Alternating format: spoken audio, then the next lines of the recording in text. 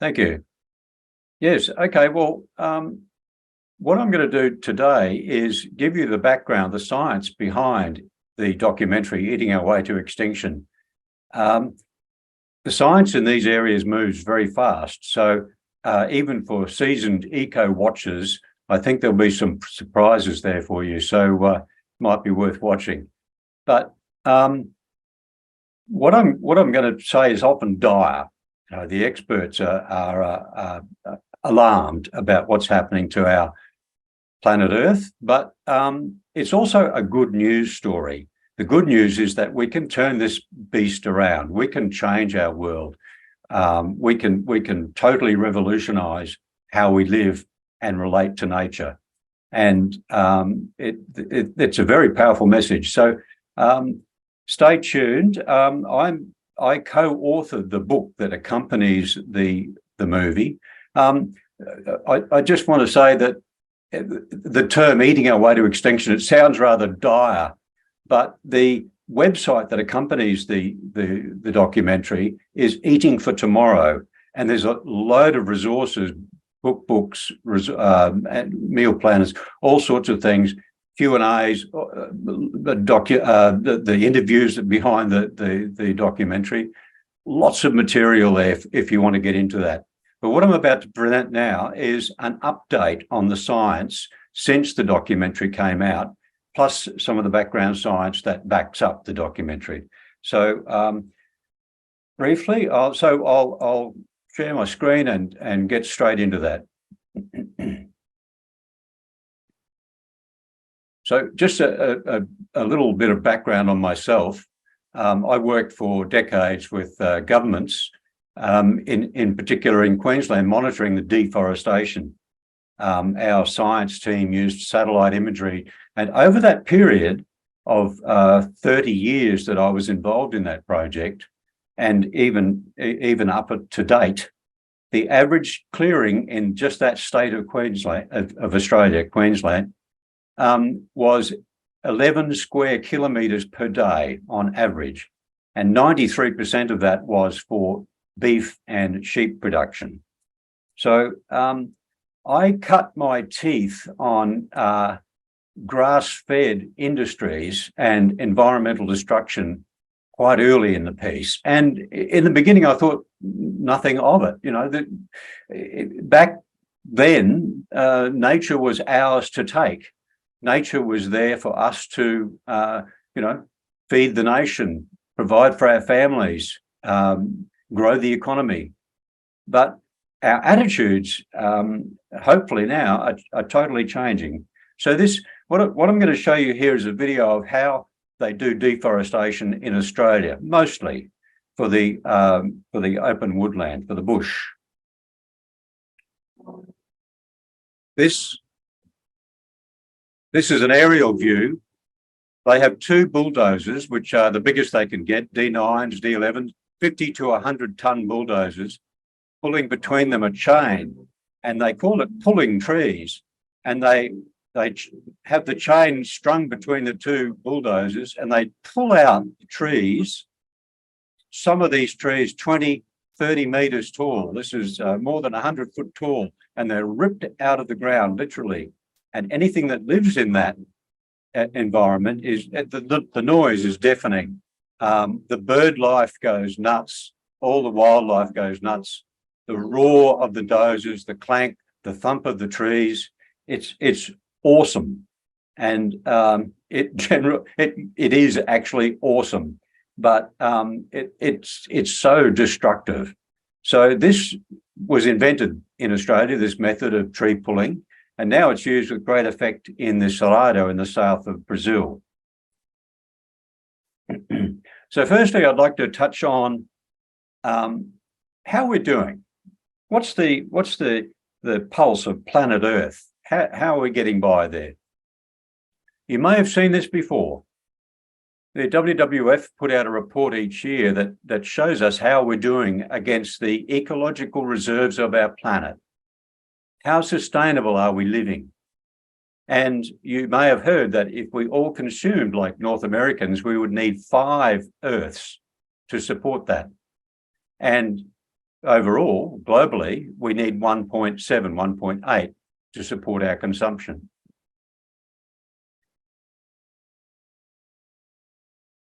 You may have also heard that the current food system can feed only 3.4 billion people sustainably. In other words, where are we getting the rest of our food? Well, we're getting it because we are trashing nature. We are taking the reserves that are there in nature, so that we're pushing nature into a corner. We're trashing the planet. We'll hear about this as we go. But what does that mean exactly? What does it mean if we need 5 Earths to support our consumption? Well, this diagram here says it all to me, and I'll explain it. It's not iPhones, it's food. If you look at this diagram, the planetary systems that support life on Earth have been defined now. They've defined 9 of these systems and their boundaries, their limits, and they've called them the planetary boundaries.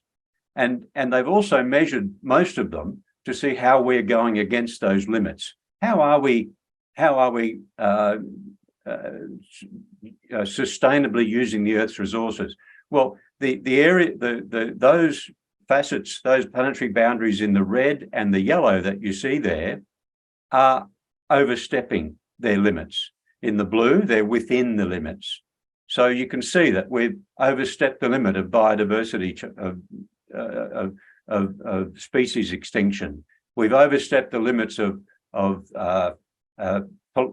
nutrient pollution, nitrogen and phosphorus. We've overstepped the limits of fresh water, of deforestation, and of climate change. What I'd like to draw your attention to is the black dots within this diagram. Now, the black dots represent the impact of our food systems on those planetary boundaries. So you can see for yourself that the greatest impact of all of these on these planetary boundaries is food. So it's not iPhones, it's not our homes, it's not our cities, it's food. And it's now well and truly agreed amongst the science that global food production is the single largest driver of environmental degradation and transgression of planetary boundaries. So this is something we need to get our head around. The biggest impact we have on planet Earth is what we eat. A lot of people will tell you otherwise, but there's no question now, no doubt about it.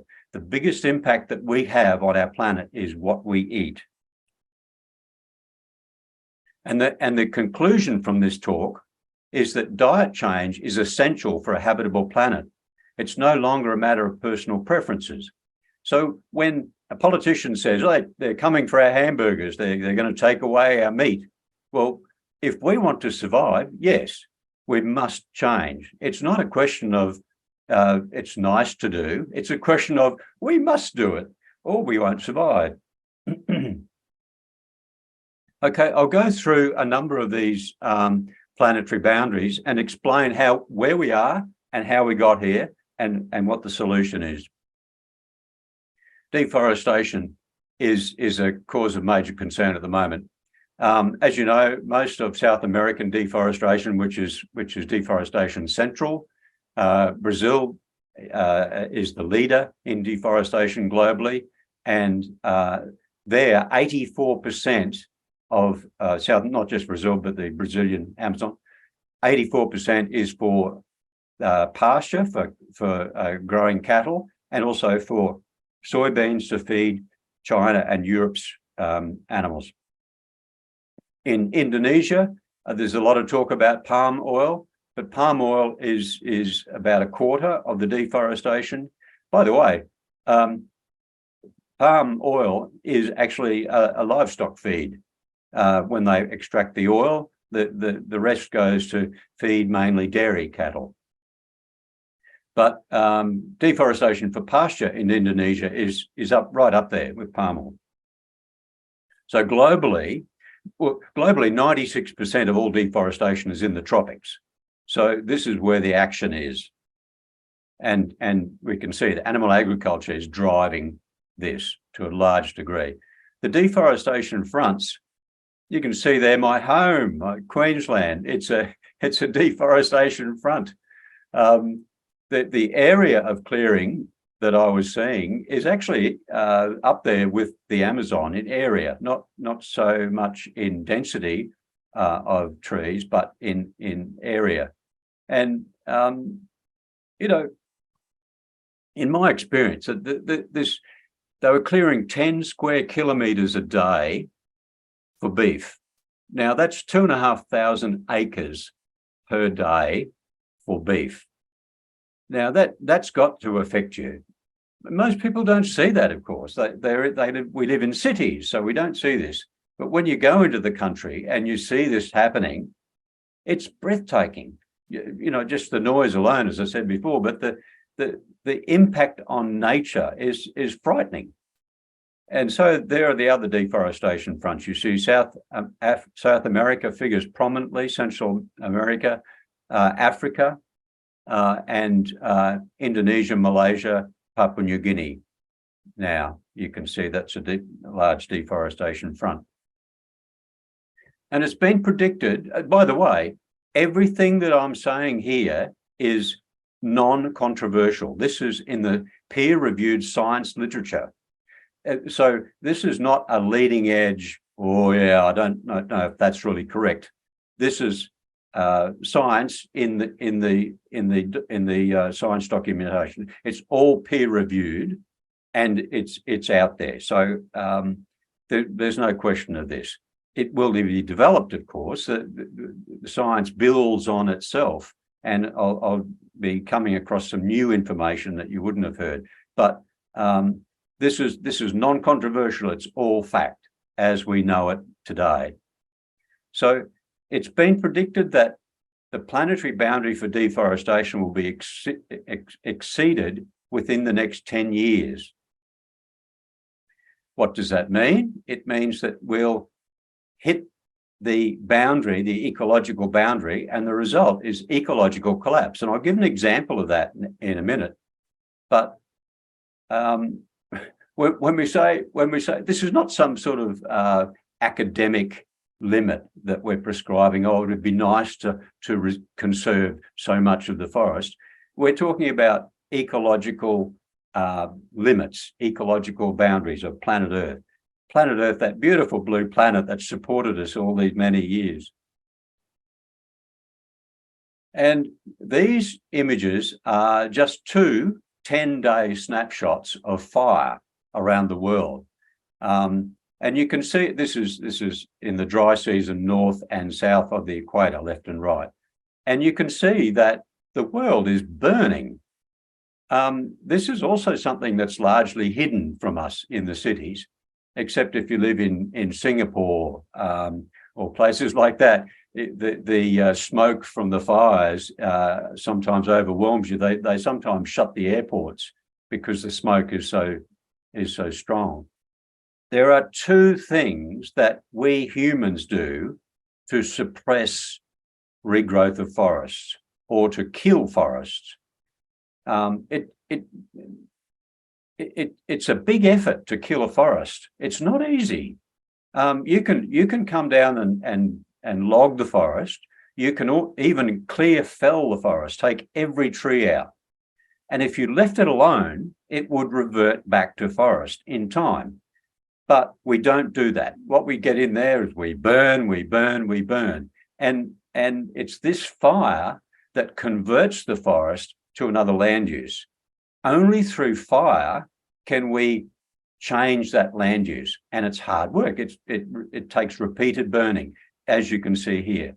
So the world is burning, and we burn for deforestation. We burn once it's grassland. We burn the old dead grass off so that the new green pick comes through so the animals can eat that. And we also burn the savannas so that the woody weeds, they call them, the woody weeds don't grow back, so that we keep it in a state of grassland artificially, whereas the forest wants to come back. So logging does not kill forests. Repeated burning kills forests. Said another way, food kills forests. Logging does not kill forests. The solution to this, many have studied this, and here's one conclusion. Switching from animal protein to plant protein can stop deforestation. Biodiversity loss. This is perhaps the worst overstepping that we've done of planetary boundaries. This may be even worse than climate change. This may be the issue that extinguishes or radically alters life on Earth. So it's been called the sixth mass extinction. Now, in the journals in the last 10 years, the science literature has changed dramatically in tone. Normally, science literature is very conservative.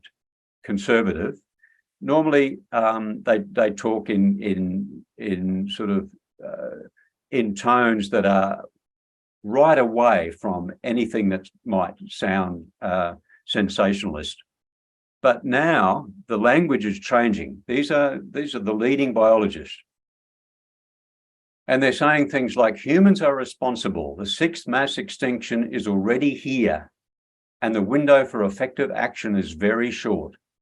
Species are being lost at about 1,000 times faster than the background rate for the last 10,000 years. So here's some research from last year. We know now that about 10% of all animal species are now extinct, and the extinction rate is actually 200 times faster than the previously accepted extinction rate, the IUCN Red List, which is the generally accepted international standard. But the science is telling us now that the extinctions are 200 times greater than what we thought they were. And this is the sort of language that we're hearing more often. Our results re-emphasize the extreme urgency of taking massive global actions to save humanity's crucial life support systems. So this language is not unheard of, but it's becoming more and more common. And here are the biodiversity loss hotspots. And where are they? They correspond with where our agricultural activity is, largely, particularly grazing, but also cropping. What I'd like to do is talk to you a little bit about the life that's left on Earth. When we came out of the last ice age about 10,000 years ago, humans were eking a living. We were just holding on by the skin of our teeth, as they used to say. But since then, we have got together, we've ganged together, we've declared that nature is ours for the taking, and we've done that. And this has been done at the expense of wildlife. It's also been done with the miracle of the Green Revolution. What's happened is that the Green Revolution largely has relied on nitrogen fertilizer. And nitrogen fertilizer has been pulled out of thin air. Plants need a lot of nutrients to grow, but the main macronutrients are nitrogen, phosphorus, potassium. So nitrogen is the big one, and that's the limit of nitrogen in most growing systems is what limits growth. So what we've done is we've used this Haber-Bosch process to pull nitrogen out of reactive nitrogen out of thin air. In the atmosphere, 70% of it is nitrogen, but it's unreactive. And then we pull it out of there, we make it reactive, and we put it on plants, and they go nuts. So the Green Revolution has come on the back of nitrogen fertilizer. And this has allowed us to grow the number of animals on Earth dramatically. Have a look at this. This is a diagram of all the mammals on Earth, the wild vertebrates, hot-blooded that give birth to children.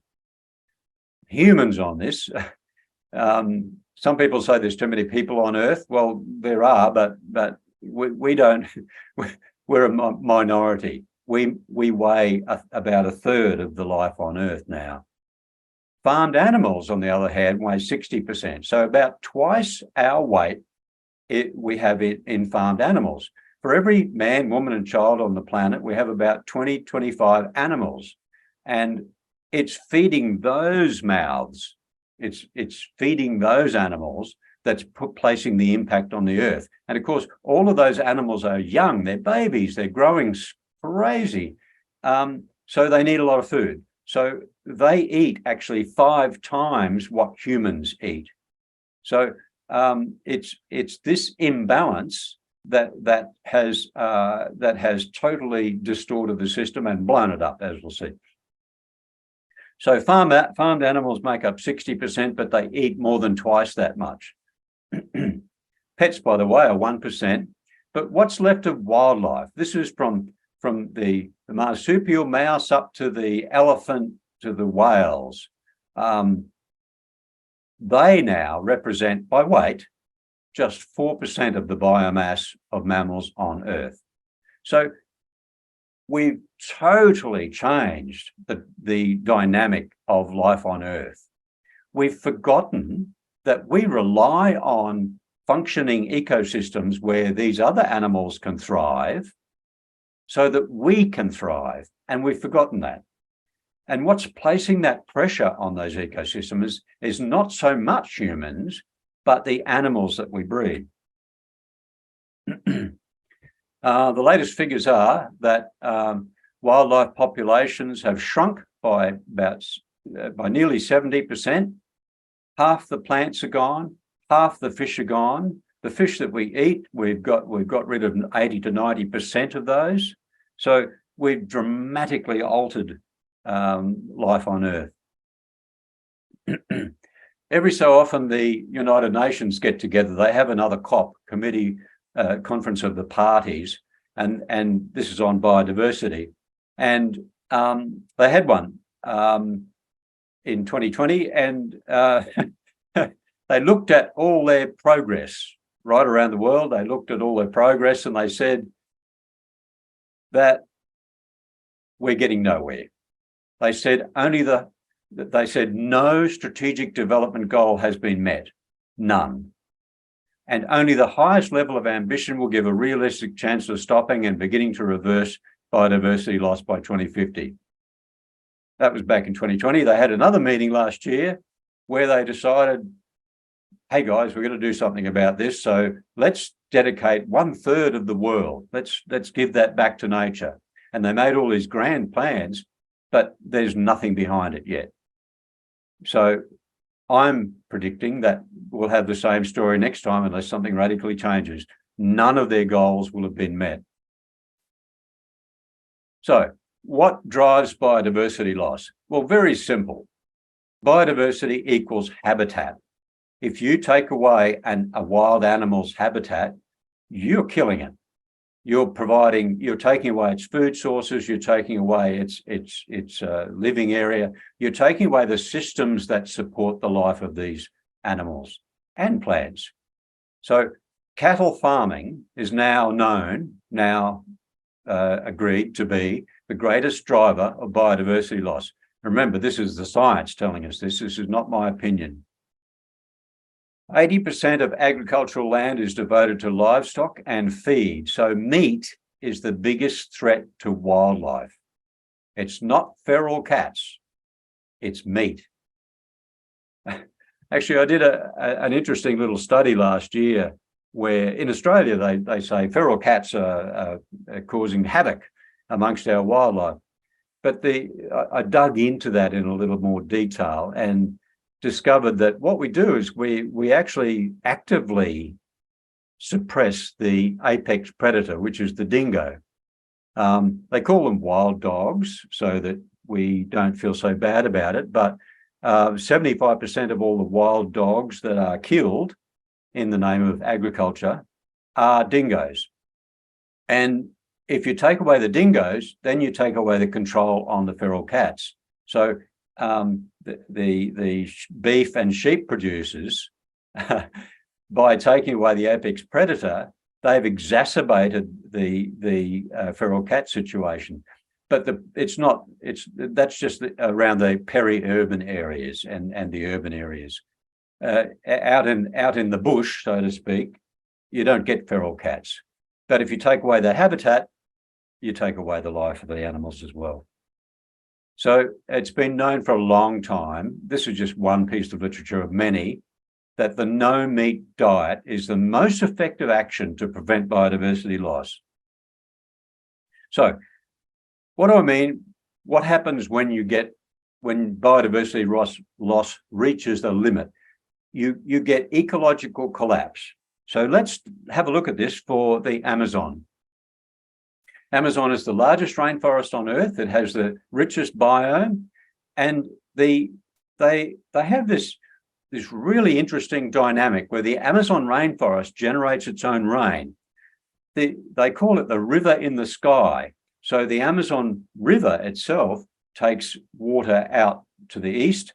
In the sky above comes the river in the sky holding just as much water, and it flows east to west. And it rains on the Amazon, and then it turns south and it waters the Brazilian and other countries south of there. So Brazil has an incredibly productive agricultural system. They get 2 and sometimes 3 crops a year rain fed. So it depends totally on this rain. And what we're doing is this water cycle is worth a lot of money. And what's happening is that that cycle, the river in the sky, is faltering. We've had droughts in the Amazon for the first time ever in the last decade. That's starting to falter. So, and this is changing the life of the rainforest. And that Amazon generated rain is faltering. Most species in the Amazon are already affected, and we're close to reaching a tipping point. What they're saying is that if we deforest 20% of the Amazon, this will disrupt that water cycle. And if that water cycle stops, then the most of the Amazon will revert to open savanna. In other words, it will be rainforest no longer, with all that rich species diversity and oxygen produced, etc.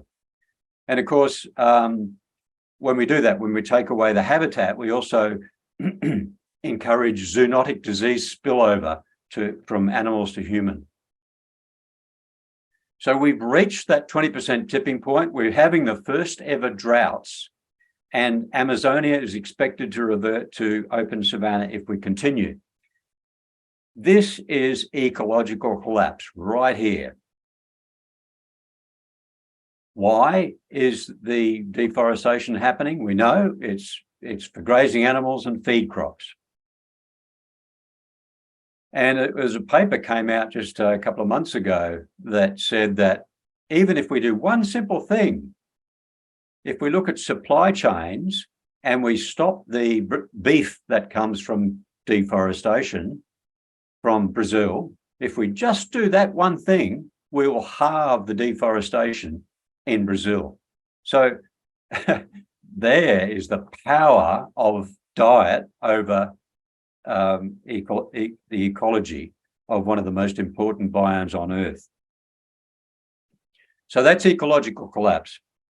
The next is a rather interesting but rarely spoken about topic called protein pollution or nitrogen pollution. It's nitrogen and phosphorus actually, but nitrogen is the big one. Because we've created so much nitrogen fertilizer and put it on the crops, what happens is that that system is a leaky system, So it gets into the groundwater, gets into the waterways, etc. But what happens is most of the crops. I think I might have the graphic later, but if you, the IPCC did some really interesting work on this just a couple of years ago, and they discovered that if we look at the produce from crops, from the world's crops, if the just less than a quarter of the produce by dry weight goes to humans, just more than a half goes to animals, and the rest is biofuel and cotton and so on. So what happens is that the crop produce, that half that's fed to animals, it's concentrated, and most of animal production these days is in feedlots, and we concentrate it. That's the whole idea. So this nitrogen pollution, this nitrogen which builds protein in those animals, nitrogen equals protein to a first level estimate. So this nitrogen equals protein equals fattened chook, for example. They are very wasteful. In other words, most of the nitrogen is put out in their waste, and so we have these big lagoons with their waste, and we don't treat it like we treat the effluent, like we treat the sewerage from cities, from humans.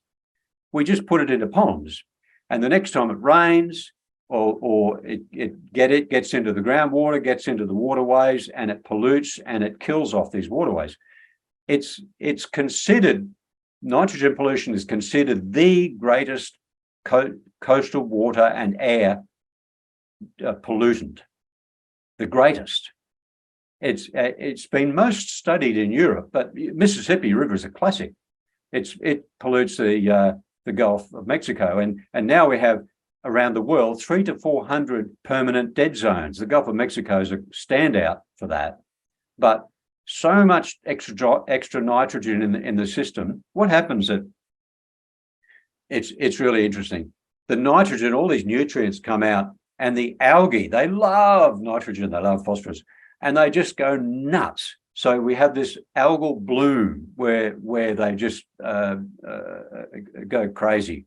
Now, what happens is that while they're doing that, they produce oxygen like a plant and eat carbon dioxide. And as soon as they've eaten up all the nitrogen in the system, they die. And then they settle out. And as they're doing that, they strip the water of the oxygen. So you end up with deoxygenated water.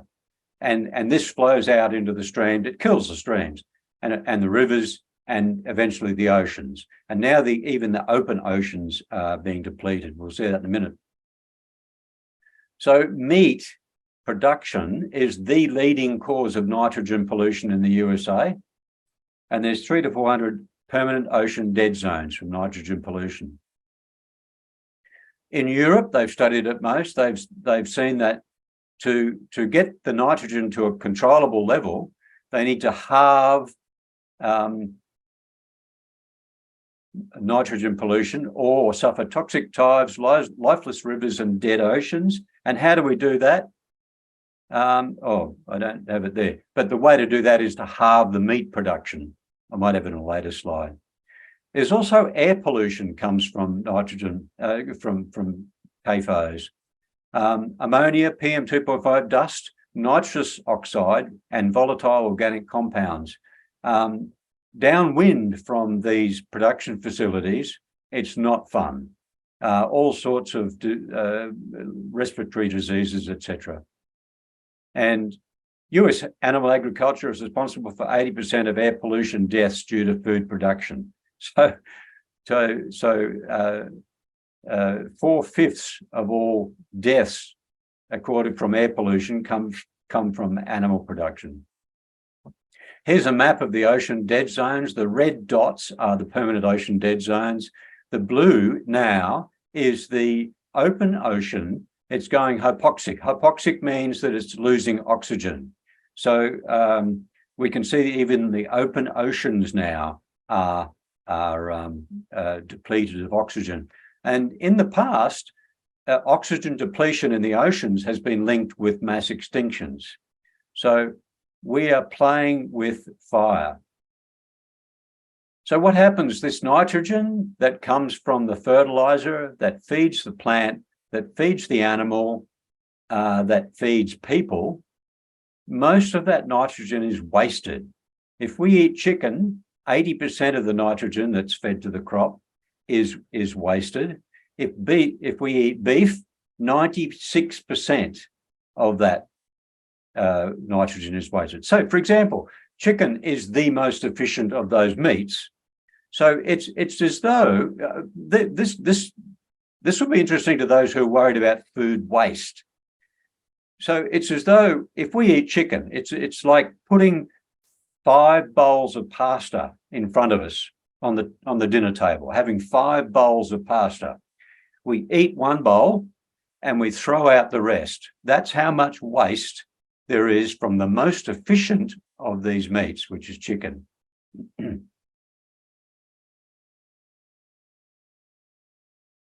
Oh, this is what I was talking about before, the European, but it's also in America now. We know that the best way to bring nitrogen pollution under control is to replace at least half the animal proteins with plant proteins. Land degradation, I'll just run through this quickly. 69% of the land is now degraded and 1/4 of the land is highly degraded. There's the map. It's pretty gruesome. Each year we lose 20,000 square kilometres to soil erosion, and 4 million square kilometres of cropland is now abandoned.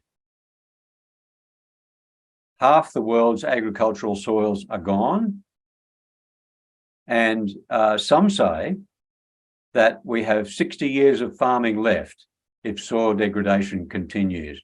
So even if you disagree about the 60 years, there are some areas that are very, very deep soils where you're not experiencing erosion that will continue, but we need to do something dramatic about our soils. Principal causes of soil degradation: overgrazing, deforestation, and agricultural practices, mainly the way we crop our soil, plough our soil.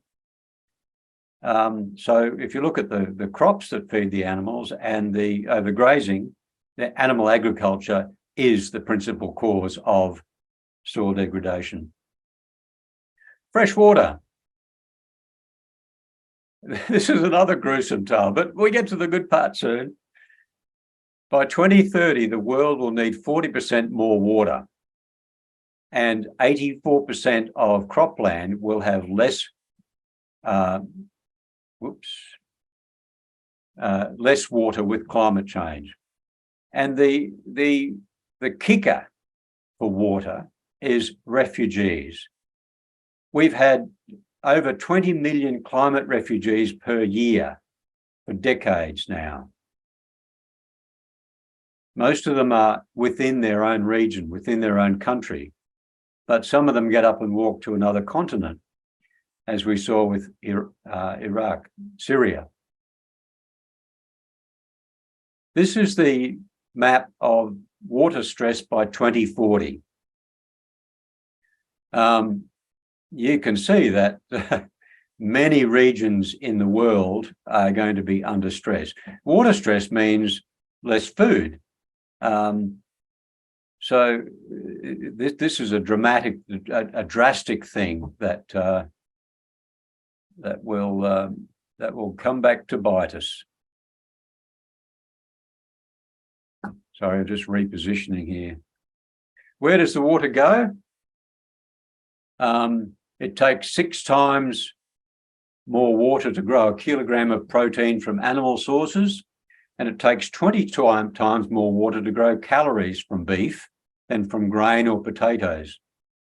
So that's where the water goes. You can see this graph from the FAO from some years ago.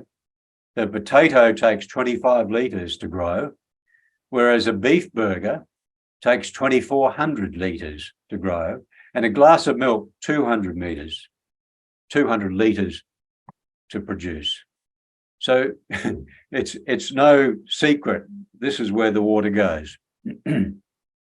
It's been well studied now, and the Stockholm International Water Institute has estimated that we will have enough water by 2050 if we reduce animal food consumption to 5% of total calories. That's equivalent to a 3/4 reduction of animal foods globally. That's equivalent to about a 95% reduction in animal foods in the heavy meat-eating countries. This is not academic. This is, will we have enough food to support the world in 2050? And water is going to be the limiting factor. Oceans.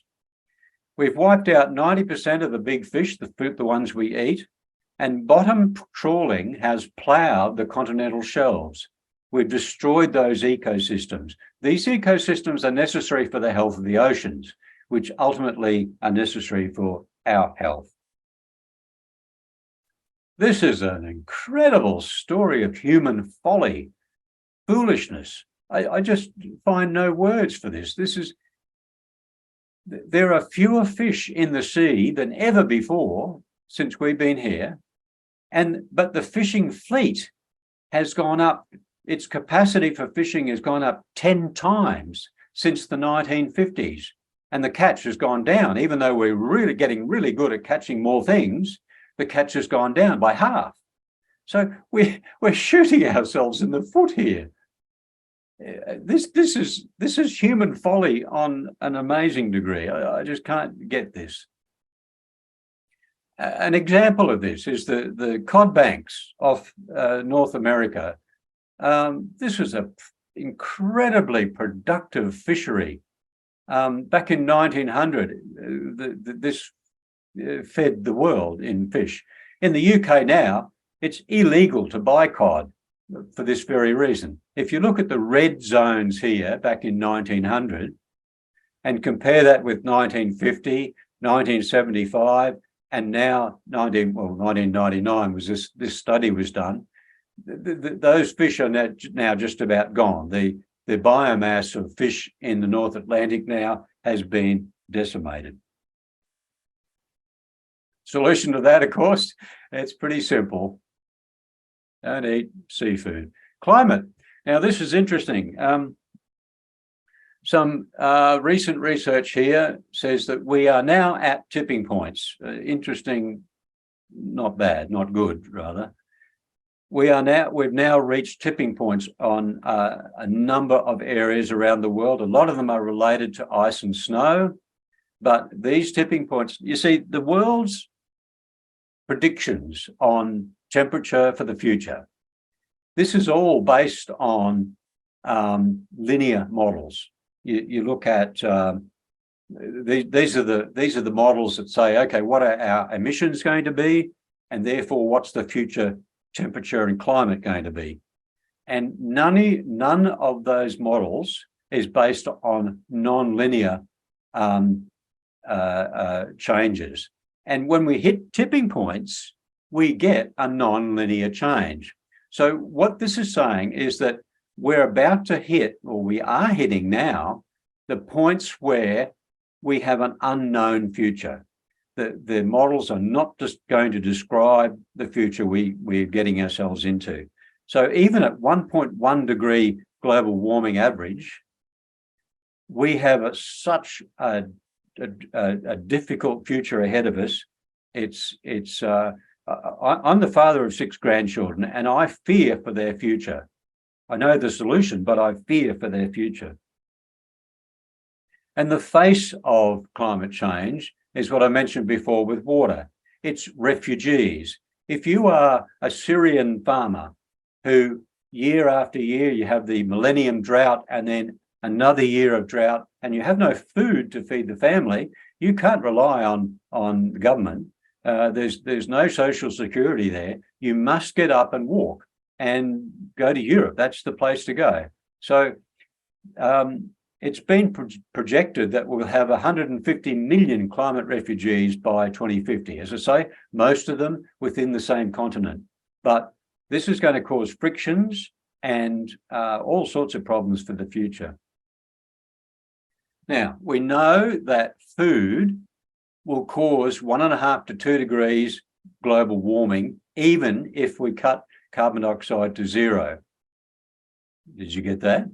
So food alone will cause more dangerous global warming, let alone fossil fuels, let alone anything else. So that single point there must make us sit up and think about food. But no, you're not coming for my hamburger. We've got to change that or we won't survive. Okay. I've got this a little bit out of order, but this is a map. We'll come back to this. This is a map of the world's grazing pastures and the amount of vegetation and therefore carbon on those pastures. And if we rewilded those pastures, we could soak down as much carbon dioxide as the fossil fuels have all released. So the solution to climate change, it's also the lowest cost, largest scale climate fix we have. And it's rewilding grazing lands. We'll get to this, why this is important in a minute. This was just a picture from the Australian bushfires. They were scary. So this is a piece of new research that's just come out about 6 months ago that's blowing our understanding or increasing our understanding of climate change dramatically. Now, if you were to ask anyone on the street or even think yourself, what's the leading cause of climate change? Most people would say it's carbon dioxide and it's fossil fuels. Well, not true. And the reason for that is that when we burn fossil fuels, we release carbon dioxide, which warms the planet, but we also release sulfur dioxides and nitrogen oxides and other aerosols that cool the planet. So we have this struggle between warming and cooling of when we burn fossil fuels. The father of climate science, James Hansen, he called this the Faustian bargain, the deal with the devil. If we stop burning fossil fuels altogether, the aerosols that cause the cooling will leave the atmosphere fairly quickly, but the carbon dioxide will stay up there for a lot longer. So the point of that is that the warming from carbon dioxide up until now has been almost masked totally by the cooling from these aerosols. So the net warming from fossil fuels, including methane escaped, has been just 20% of global warming. I'll repeat that up until now, actually 2015, the warming from fossil fuels has caused 20% of global warming. What's caused half global warming is methane. Okay, so that fact alone, if that were factored into policy, that should change dramatically how we think about emissions. Because up until now, fossil fuels haven't been the baddie we thought they were. It's methane is the baddie. And we all know the greatest source of methane, it's animals. So there's the problem. We need to recalibrate that thinking. And most of the 20% that's due to fossil fuels is actually the methane component of leaks from coal mines and fracking, that sort of thing.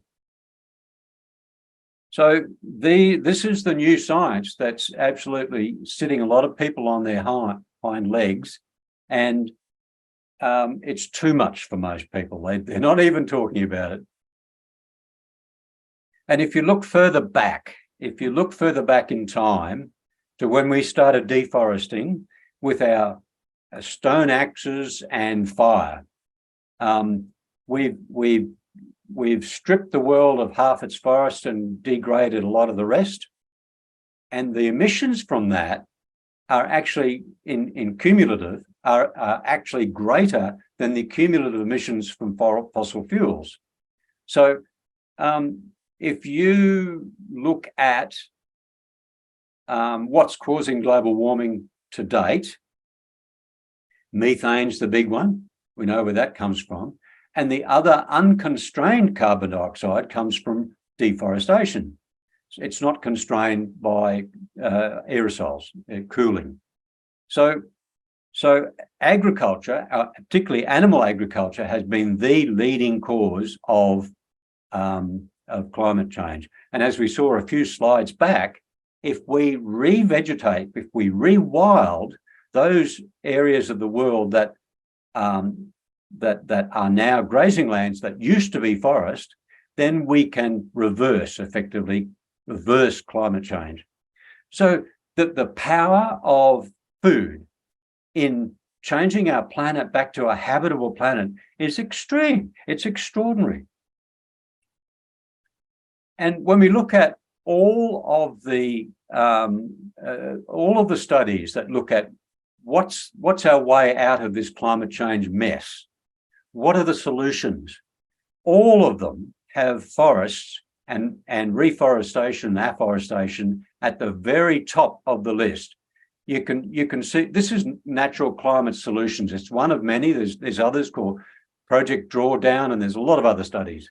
But you can see from this that forest reforestation is number one. Now, this scale goes from 0 up to 4 there, but this, and it's broken, and this is 10. So way off on the right of this chart is the effectiveness of reforestation. So it's the number one solution, and people, we know this, climate scientists know this, by a long shot, that's the number one solution.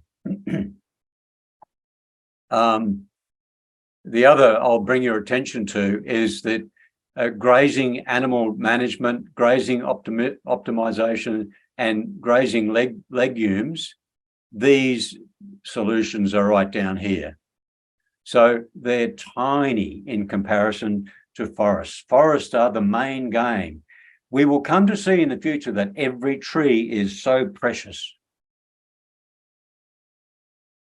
And why is this so effective? Why is it that food is so effective? Well, this is it right here. It's land use.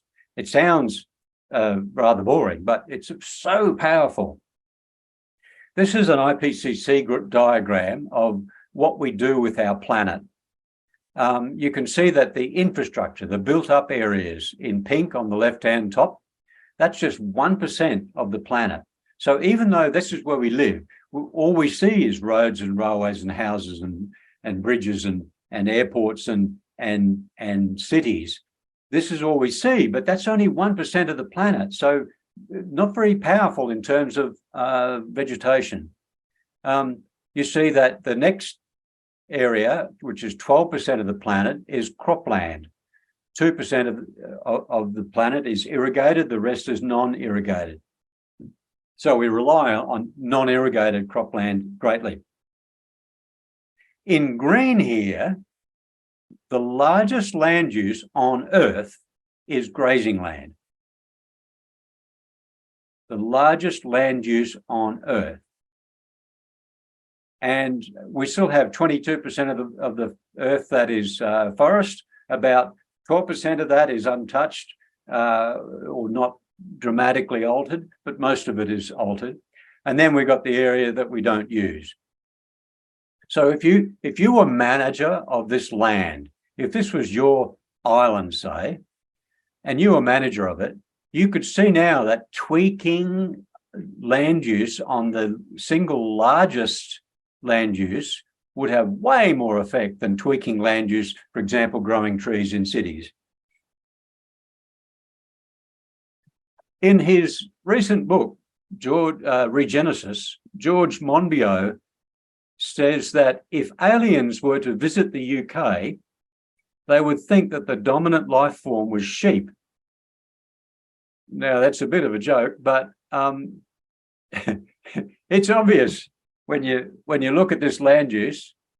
What do we give away our precious planet to? Most of it we give away to grazing animals. And half of this, a big chunk of this, is given away to feedlot animals. But the most of all is grazing animals. Now, I would think that, wouldn't it be better to give it to people rather than animals? So George Monbiot is right. And from that grass-fed area, from that grazing area, we get it, which corresponds to 37% of the land, we get 5% of our protein. That's all, just 5% of our protein. Now, isn't that a gross waste when we know that repurposing, rewilding that land can effectively solve the biodiversity crisis, solve the climate crisis? There's a lot of literature now on the amount of carbon dioxide that could be soaked down. Most of them look at realistic solutions, but some of them now are deliberately modelling the vegan diet, and the numbers are huge. They're using all sorts of terms to describe this. They're using opportunity cost, carbon opportunity cost, double climate dividend, many different terms, but it's removing grazed animals off the land to rewild that land. Pardon me. So if we remove grazed animals from our diet, red meat and dairy gone, we would reduce methane emissions by at least a third. We'd slow global warming by at least 2 decades and half a degree. We would draw down all the fossil fuel emissions, and the ongoing deforestation would all but cease. 80% of that would stop. This is a powerful, powerful solution. We just got to let it sink through. Now, this is some work I did when I was looking at regenerative grazing or regenerative ranching. I think here it's a case of bias, just simple bias. This here on the left-hand side, this blue bar that you can barely see here, that is the full potential of restoring all the world's grazing lands to their prime previous condition. So it's equivalent to 1 to 2% of global emissions. It's minuscule, it's tiny. This next bar is the crop soil reparation. If we were to restore all the world's crop soils to their pristine condition, this is how much carbon we could soak down. So what that shows you is that even though the croplands are a much smaller area, they've lost a lot more carbon than the grazing lands have lost. So that's where we've turned the soil, we've oxidized the carbon, which carbon starts with plants, of course, goes into the soil. When we disturb the soil, it's oxidized and it's eroded. And the third bar here is the potential, if we restore the forests on the world's grazing lands, just the forest areas, which is less than half of those grazing lands, we will effectively reverse global warming. And then I did a thought experiment. Okay, what if we rewild all the world's cities? Because the cities are built on rivers, they must have been big forests there originally, and that's been studied now. And here it is. That's the bar that if we rewild all the world's cities, we'll get this amount of carbon drawdown. But in comparison to the carbon drawdown, if we rewild the world's grazing lands, it's also insignificant. So meat and fish consumption is the biggest threat to wildlife. It's the greatest cause of forest destruction. It's the biggest threat to water cycles. It's the greatest threat to oceans. It's the greatest cause of climate change. And this is one of many studies that have been produced saying, okay, what is sustainable? What level of meat consumption is sustainable? And the WWF have run these sums, and they say that meat consumption must fall by 3/4 globally, which means more than 90% in the meat-heavy West. So this is how the USA is that blue bar right at the top. That's their meat consumption now, and that's their meat consumption as it needs to be to hit sustainability. And they're saying this needs to be done by 2030. So this is an urgent message. And what we need to do basically is rethink how we use our land. If we rewild grazing lands, which is half the land we use, we'll solve the biodiversity crisis, the climate crisis, the deforestation crisis, and the water cycles. But it requires diet change. There's a wealth of science on this now. Okay, what is sustainable consumption? Well, for climate, red meat and dairy go. For biodiversity loss, we need to get rid of all meat. For water security, we must cut down 3/4 of the meat. For deforestation, we need to replace half to 93% of the meat. For nitrogen pollution, we need to replace at least half the meat and dairy. For zoonotic diseases, we must replace all the meat, stop pressuring nature. For ocean ecosystem health, we must replace seafood with plant foods. And for human health, we need to replace 50% of the red meat and sugar. So this is what the science is telling us. This is not me pulling it out of the top of my head. We've got to dramatically change. And we know that without livestock to feed, we would have a 50% surplus of food. And that there is the end. So I hope that's been beneficial. Here, I'll just stop that share.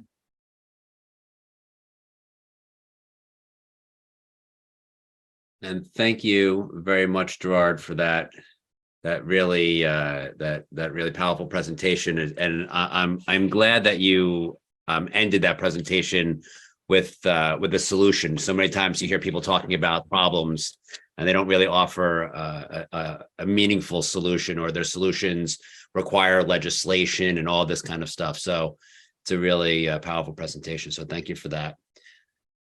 So now we're going to begin the Q&A session. And I just want to explain to the audience exactly how this works. So we don't take questions directly from the chat. Instead, we ask everyone to virtually raise their hand. If you're not sure how to do this, what you need to do is click on the reactions button at the bottom, second from the right, you'll see the reactions button at the bottom of the Zoom. Then you'll click on the raise hand function in the menu that pops up. When I call on your name, I will unmute you and prompt you to state where you are, where you're from, and to ask your question. And then we just ask that everybody keep their questions brief and on topic. But before I open it up, where would people find your documentary and anything else about you that you would like to share? Okay, yeah, thanks, Michael. The documentary is now available free on YouTube with ads, but we're still doing a series of mostly with climate activist groups. So if you have a group who'd like to view a high quality version of the film, and then have a question and answer with one of the scientists behind the documentary, we are open to that. So if you have a climate action group or another group who'd be interested in viewing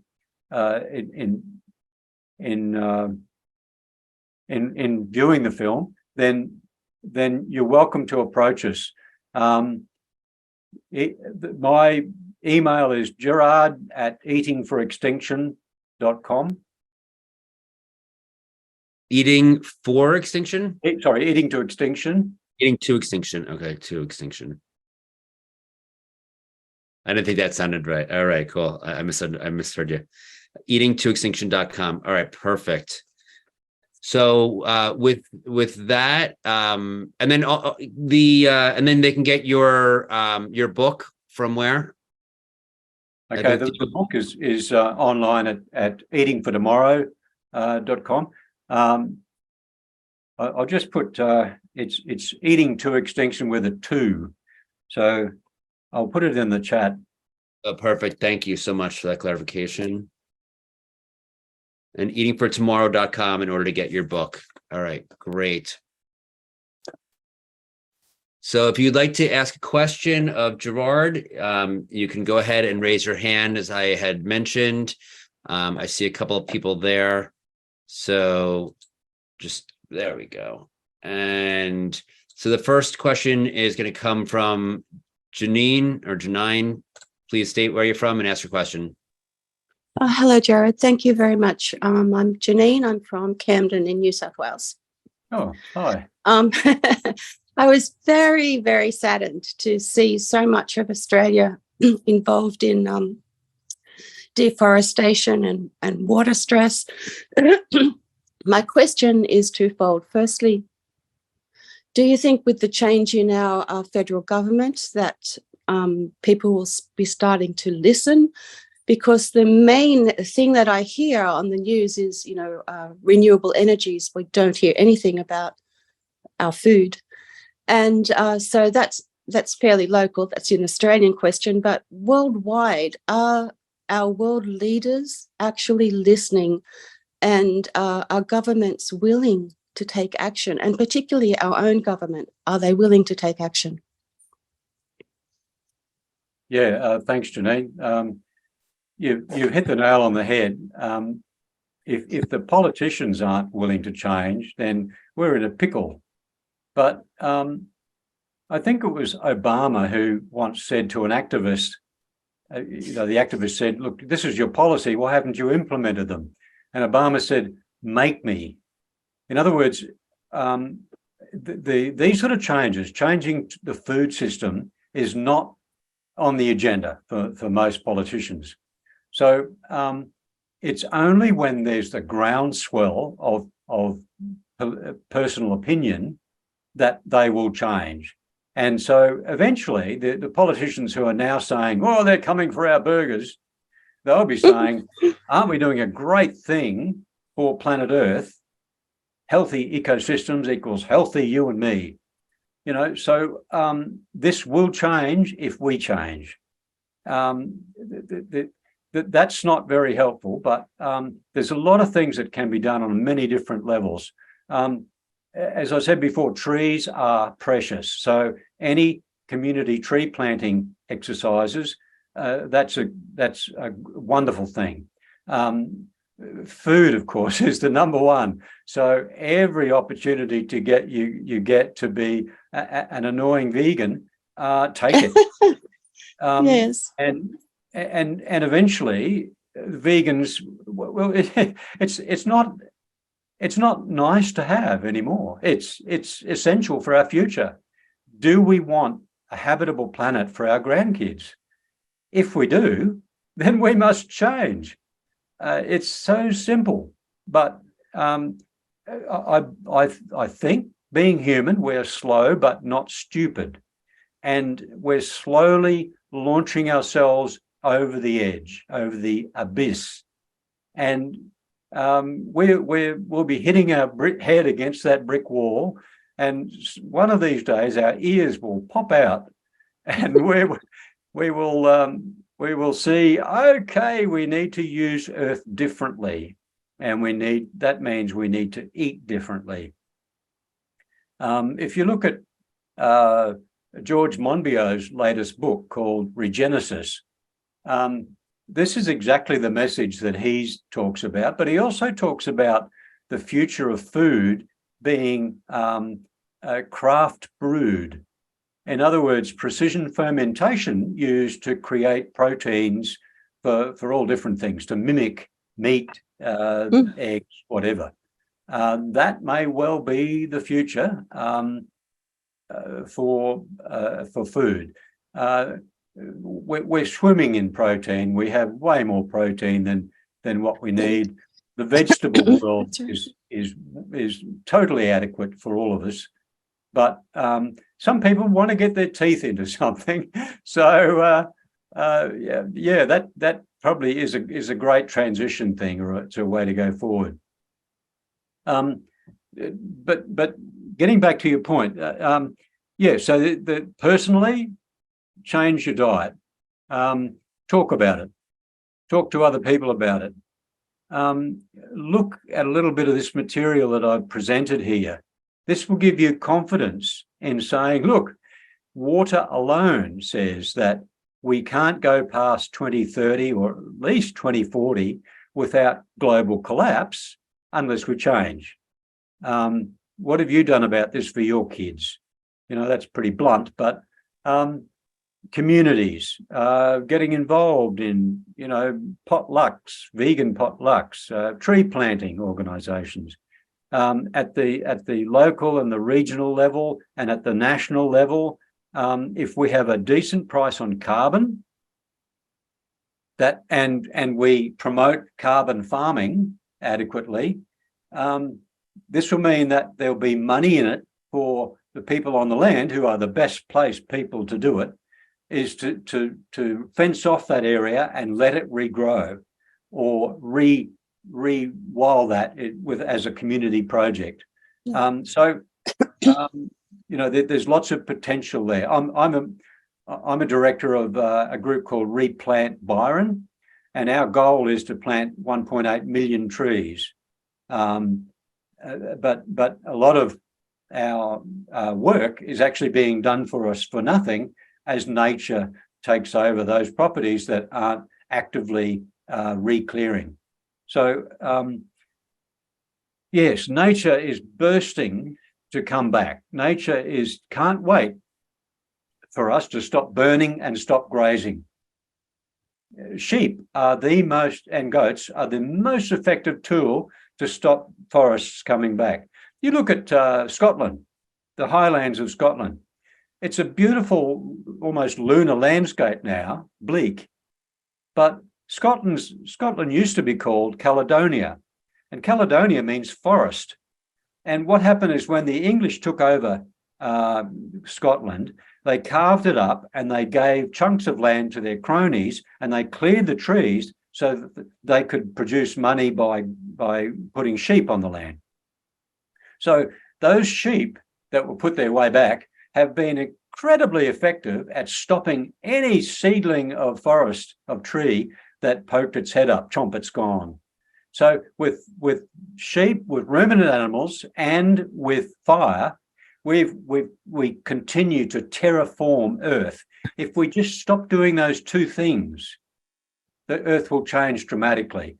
But why do we need to stop that? Well, as we saw, we can cut down deforestation in the Amazon by half purely by sourcing deforestation-free beef. So beef is such a strong tool there. So you know, the source and funding for these things. You know, this is another area for climate activism, is to look at what organisations, what banks are funding these organisations, the tree clearing. JBS have a very murky past. They're the biggest meat producer in the world, but they need finance. You know, that's supply chain stuff.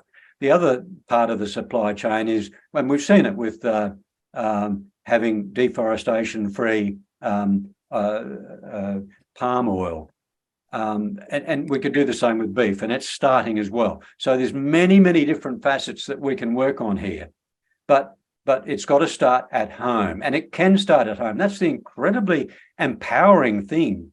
You know, you can talk about, even if you've got a hardened family of meat eaters, you can maybe do 1 day a week, or there's a lot of analogues out there that taste and chew like meat. So we can start with that. But it's worth starting. It's worth having those conversations. it's worth talking to people about, did you know that we can stop climate change, we can reverse these incredible fires that we've been having, and droughts and floods. We can reverse all that by what we eat. If we rewild the 37% of the planet that gives us 5% of our protein, we can reverse climate change. Can we do that for red meat and dairy? Can we reverse climate change for giving up those two things? It's a choice. So, we need to start those conversations. And definitely the material that I presented here and the material online at Eating for the Tomorrow is golden for those conversations. Great. Thank you so much, Gerard.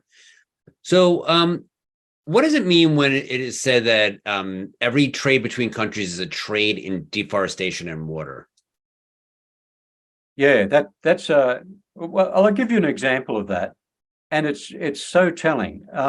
What happened 5 decades ago? China decided we need more agricultural land, and so they started clearing, and they cleared a lot of forests, and they planted a lot of crops. And then what they had is they had an incredible amount of rain, and they had huge erosion problems, landslip problems. It destroyed a lot of infrastructure.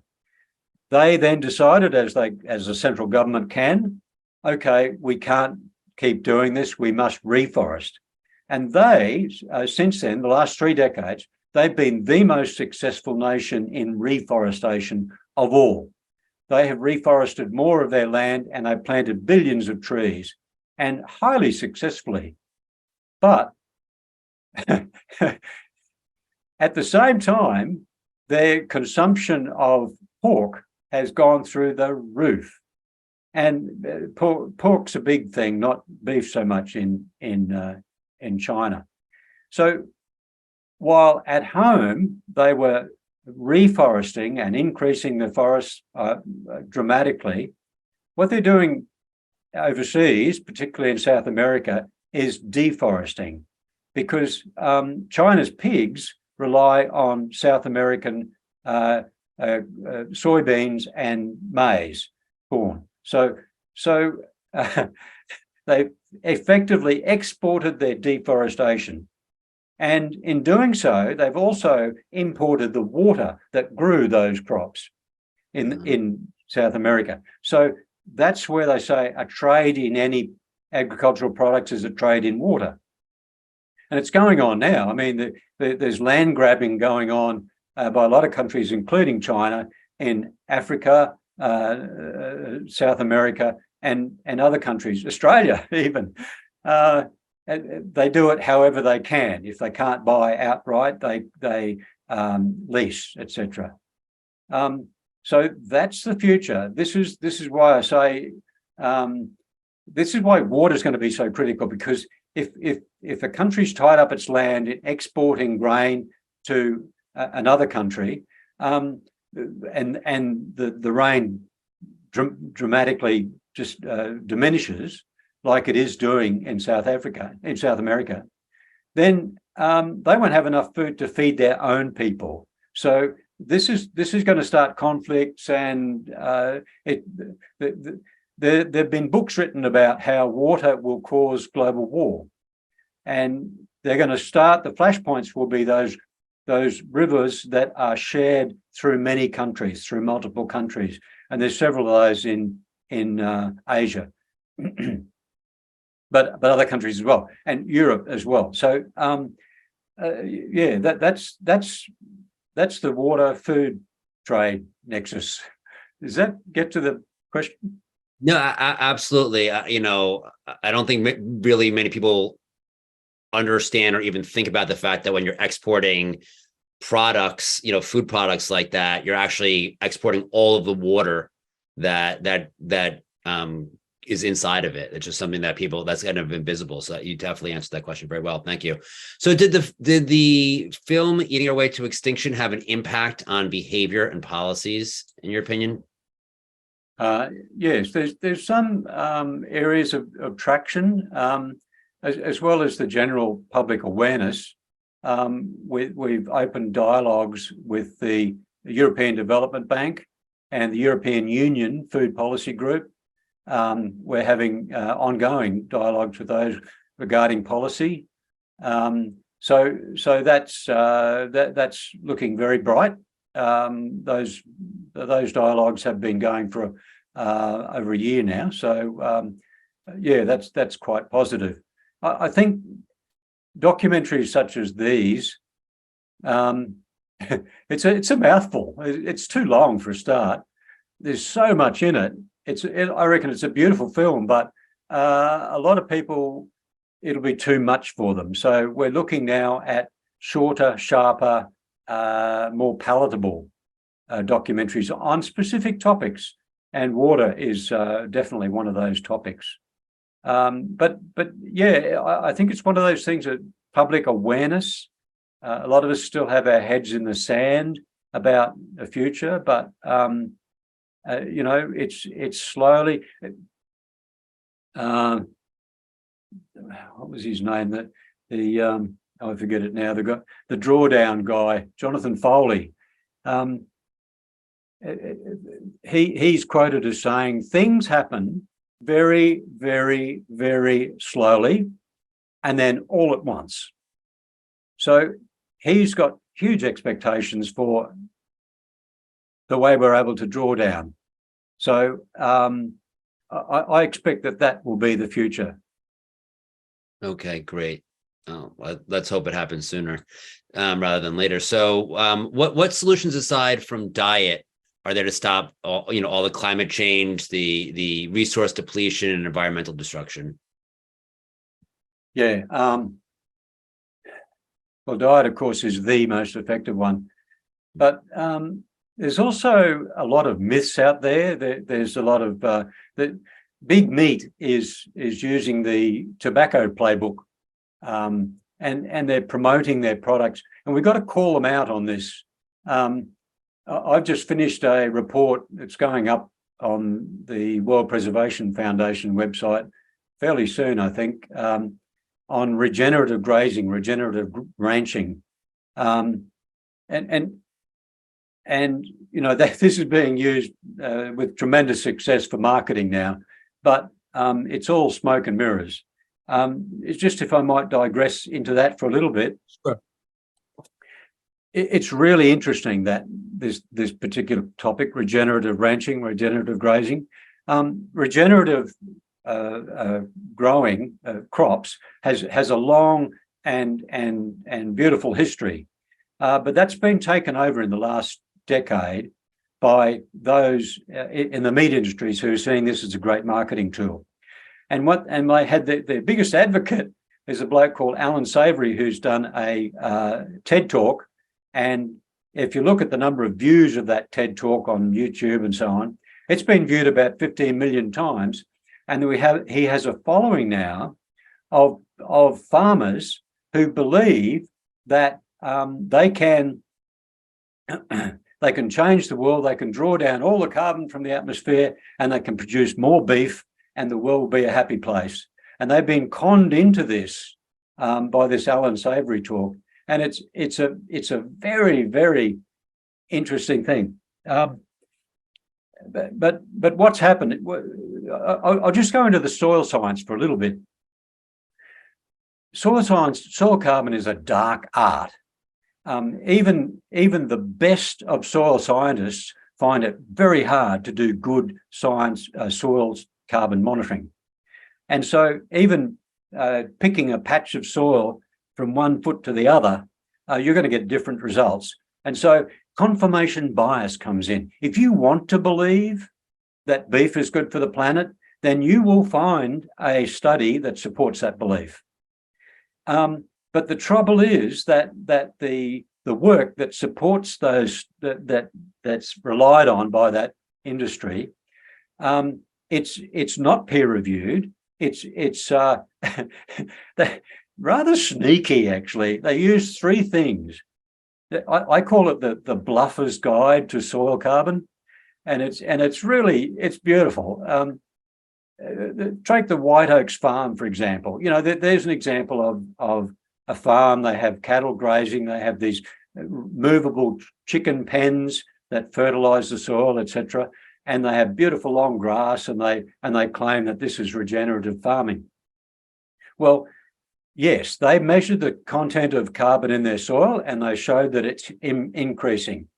But this is the sneaky trick. Number one, the first bluffer's task, and that is that they import nutrients.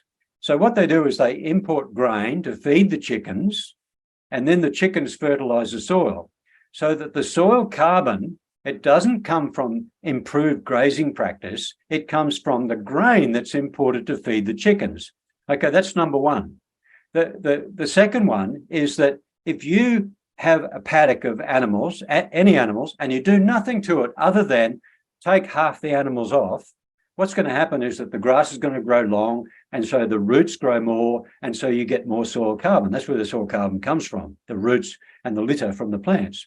So if you reduce the stocking rate on a paddock, you will increase the soil carbon. That's the trick number two. Trick number three is that if you take any cropland, any land that's been turned over, has been cropped for some time, and you revert that back to grazing land, just let the cattle on it, then you will find the soil carbon increases, because cropland is incredibly depleted in carbon, and any sort of pastures that are permanent from one year to the next will improve soil carbon. So that's the third trick that's used. So if you read a soil study that advocates, look, there are big results we've got, they're using one of those three tricks, and usually more than one.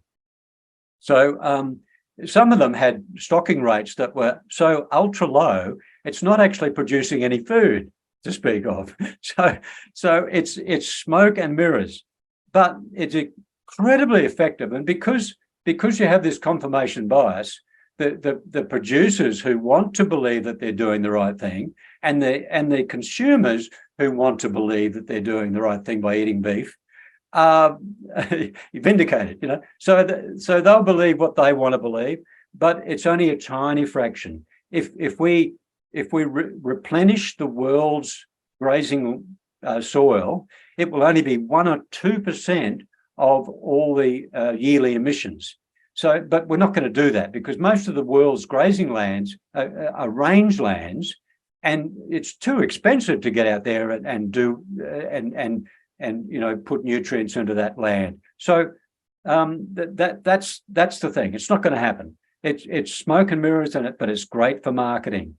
And so that's the regenerative grazing story. So because it's so good, because it's attracted so much attention, there's documentaries, Kiss the Ground, these other ones. We've got educational institutions offering courses now. You've got local groups offering education. You've got governments that are supporting it. So it's developed a momentum of its own, despite the huge amount of science that says it's totally ineffective. And there's a lot of science that says it's ineffective. But the marketing's been so good that it will develop. So this is the one thing that we've got to fight. We've got to call them out on that marketing that the meat industry does. And one of the big things is deforestation-free beef. You know, JBS are an expert at shuffling the cards. They declare that their supply chains are free of deforestation, but they buy from third-party producers who just cut down the forest, who graze cattle there. So, and this is, none of it's tracked. So that's what we've got to call them out on as well. And in fact, the world's cheap beef, the hamburgers of the world, which is most of the beef, actually comes from the rangelands, comes from those low productivity areas, including the Amazon. It's actually, the soils aren't that great. And so when they deforest, you can't put a whole lot of cattle on. Or if you do, you can only have it on for 1 or 2 years, and then you have to reduce the stocking rate. most of the world's hamburger beef, it's called industrial beef. It comes from there. So hamburgers can almost certainly be nailed with the deforestation banner. So this is one thing, whenever you see someone eating a burger, is that deforestation free, that beef? And you know for sure that it's not. So that's definitely what we've got to call them out on these things, and educating ourselves, such as this report that's going up on, it's an 80-page report, it's pretty comprehensive. It's going up on regenerative grazing or ranching, is the sort of thing that we need to get out there. But it's also, there's other myths as well, if I might go into those briefly. They say that it's a natural cycle, and perhaps it was once, where we had the ruminants of the world grazing on the grass and eating that grass and being used in the field to tow the plough or to work the farm, or to provide milk for the farmers. But we have so disrupted that balance. We now have 30 times more herbivores by weight than there were ever wild herbivores. So we have loaded up our planet with 30 times more eating and defecating animals than were ever there before. So the consumption is extreme, the nitrogen pollution is extreme, the deforestation is extreme, the water pollution is extreme, the air pollution, etc. So yes, it was once a natural cycle, maybe 10,000 years ago, but and there may have been millions of bison on the plains in North America, yes, but now there's hundreds of millions of cattle. So we've so pushed this over the limit that people say that grass-fed is best. That feedlots or confined production of animals is horrible, and that grass-fed in an open paddock, what could be better?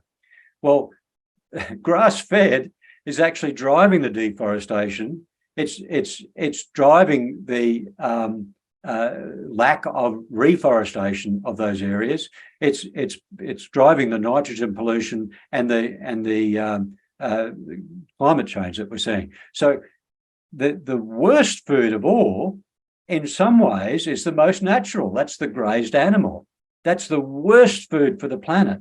And if you read George Monbiot's book, he talks about that beautifully, Regenerative, where he says that if you're arguing for more grass-fed, what you're doing is you're arguing for more deforestation. And in fact, the way they do it now and there was a study done in Australia. They have this panel, ongoing, multi-decade panel of farms, and they have this new panel, decades old, of regenerative grazing farms. And what they did is they compared the profitability.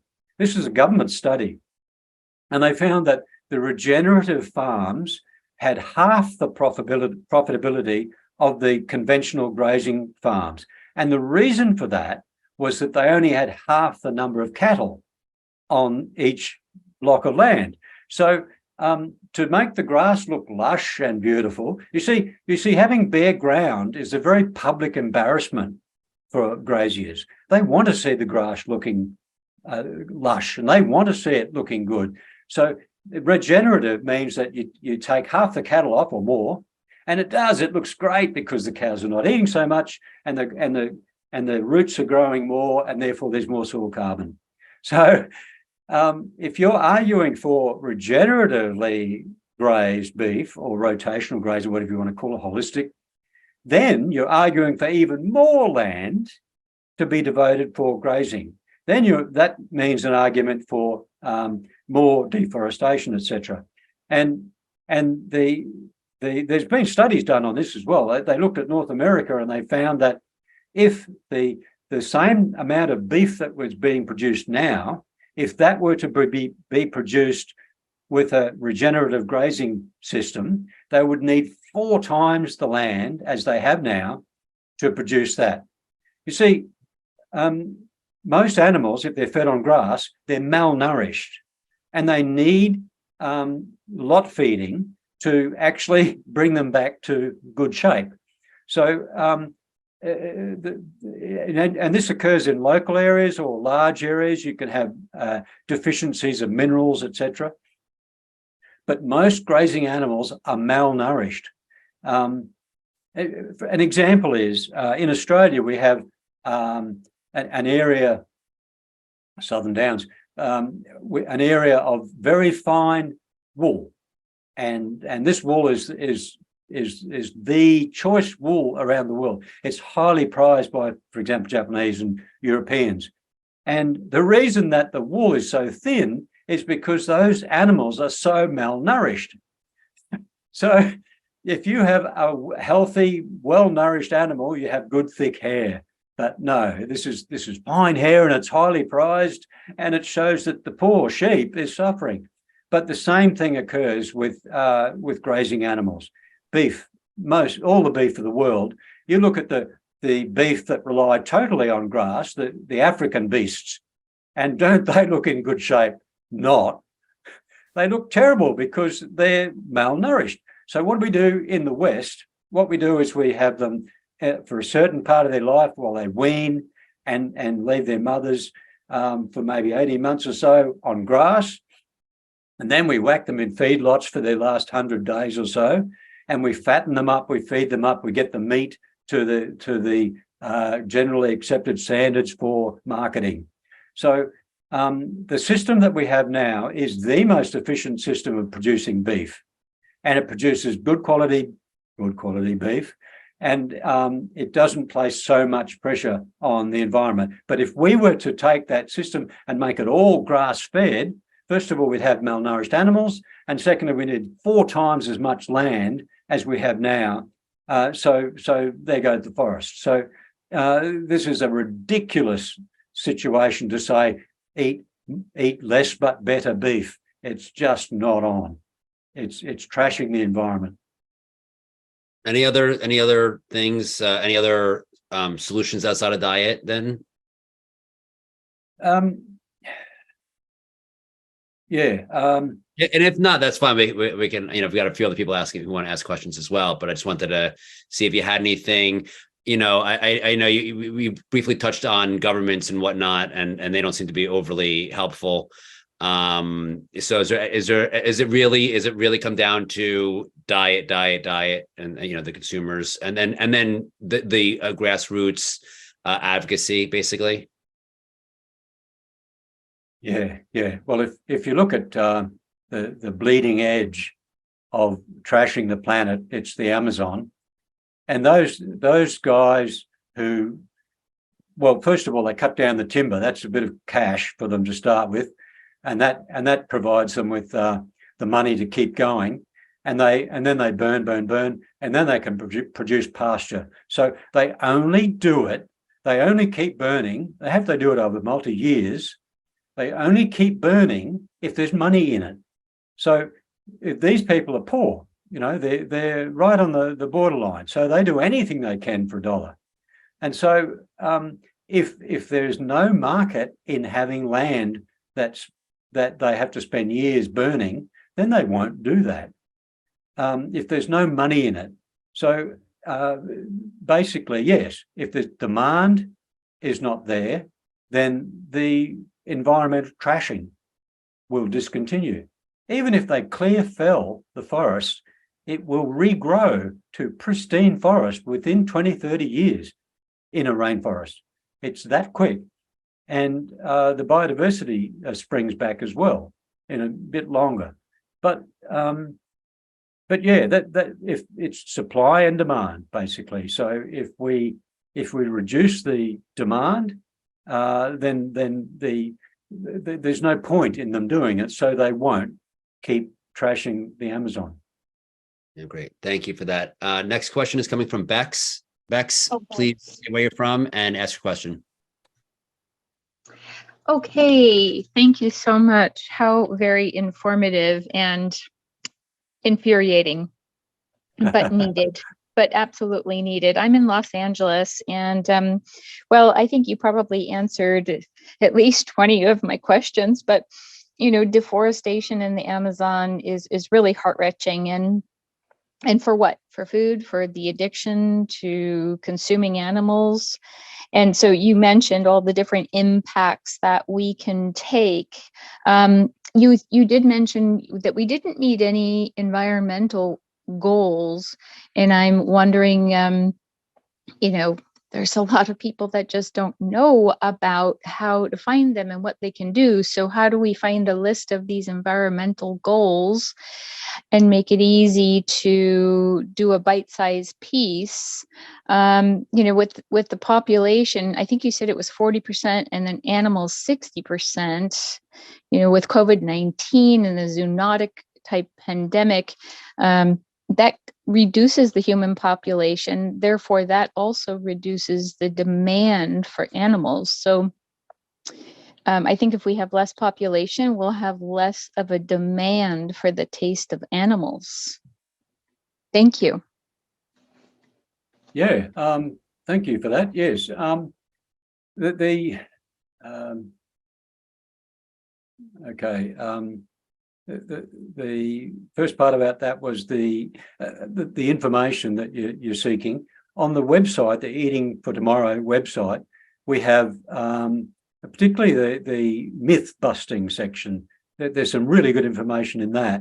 On top of that, I can supply the presentation that I gave today. I can PDF that, and if anyone, and I've also I put my email in the comments section. Not sure if I can type it in there again while you answer the question, if you'd like. So if anyone wants the PDF of that presentation, and the presentation is fully referenced. In other words, all of the science references for every statement that I make are on those pages. So, you know, there's backup. That's the best science we have at the moment. Oh, thank you. Yeah. For some reason, mine didn't go through. Anyway, so that's that.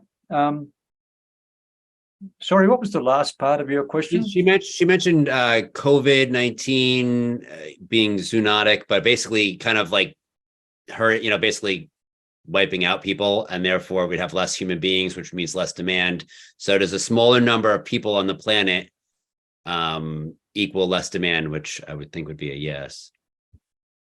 Yes, quite right. But we've got to realize too that we, the developed world, is by far the most responsible. As we saw from the WWF figures, we are consuming 5 times more than the planet can sustain, but the global average is 1.7. So we are by far the worst culprits. So it's the Western world that we need this message to get through to mostly. Developing nations also, China has done their utmost to catch up in their meat consumption, and India, strangely enough, for a Hindu country, they are also increasing their meat consumption, although they don't report it when they're asked, but the consumption figures prove that that's what's happening. So yes, the number of cultural things there that need to change. Definitely it's the number of people, but the problem is not the people in numbers. The problem is the numbers of animals. There's 10 times more animals at any one time than people on the face of the earth. So that's a lot more mouths to feed. So therefore, a lot more pressure on the environment. I think, did that get to your question? I think that nailed what she was asking. So let me ask you a question. So And we have about 7 more minutes. So aside from animal products, what other foods cause damage to the climate and to the planet and to resources? Yeah, good question. Anything that causes deforestation. As I showed, cumulative emissions from deforestation are greater than cumulative fossil fuel emissions. And most fossil fuel emissions are actually masked out. They're balanced by the cooling of co-emitted sulfur dioxide and others. So by far, deforestation is the greatest cause of global warming, apart from methane. So the things that cause deforestation, 88% of deforestation is for agriculture.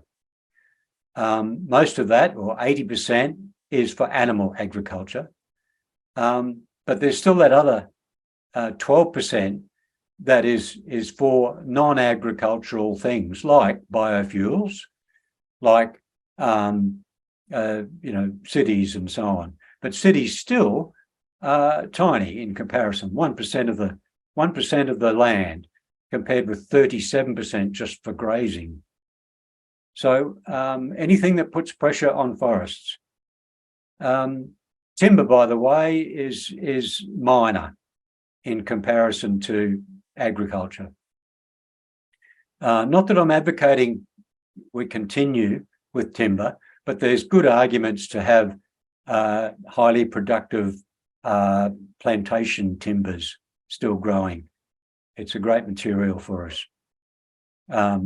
But old growth forest logging, old growth forests are incredibly good at soaking up CO2, so we need to leave them alone. But the plantation pine forests are definitely a good thing for the future. And there's still a lot of carbon tied up in that land, so it's not so bad for climate. Thank you. So who do you find that your message resonates with? And like, are there anybody who surprises you, or, is it the typical people? And who do you find completely ignores your message and the information that you provide? Yeah, that's just heads up, we have about 4 minutes, so go ahead. Yeah, that's another example of confirmation bias. If we're beef lovers, we don't want to hear this message.